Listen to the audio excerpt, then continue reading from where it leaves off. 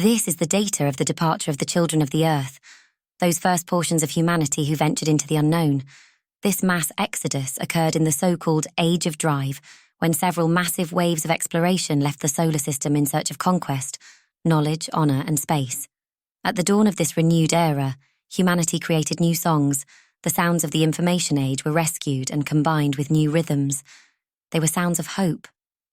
You could say that, broadly speaking, the anatomy of a song was 70% nostalgia for leaving home, and 30% everything else that could be felt.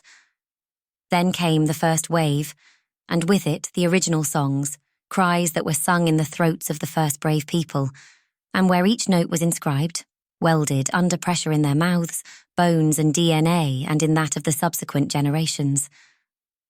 While humanity left its habitat, never to return, and its injections, implants and inventions had transformed its body, everyone cried, and with more force than the songs sung were recorded in the soul of each person. Many songs were created at the beginning, and very few after the first wave left, as if those first notes were the only ones capable of expressing, without mistake, what everyone felt and would feel. Then came the second and third waves, their destinies marked in nearby systems, the planets identified before, and the terraforming explorers ahead.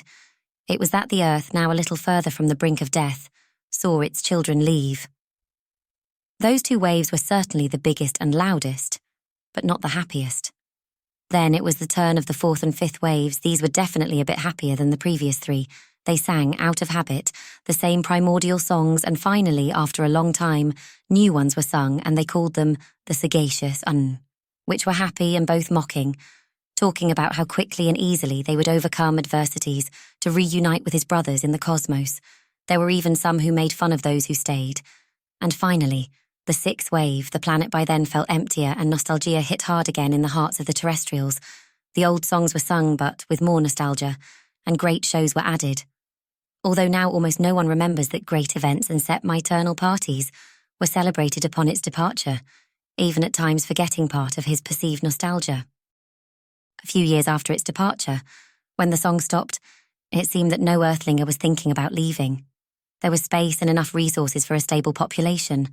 The Earth began to recompose itself and create forms of communication and technological advances, along with its new role in human expansion, pushing for the Earth to transform into a base of operations, a library, and an old mother. If it was thought that no one was going to leave after the sixth wave, what a mistake it was. There was one last song, the war song of the forgotten, those who were children when the fourth and fifth waves set out to find the notes that their brothers had left in the solar system. As children, upon listening to the sagacious songs they had learned to harbour in their hearts, friendly and mocking happiness, and ended up pairing it with the renewed nostalgia of the sixth wave. Little by little, in public places and wherever the conversation left it, drum notes appeared, reverberating loudly in the essence of humanity, a tenacious force. The seventh wave was brewing and turning to see the old mother who sought to imprison them.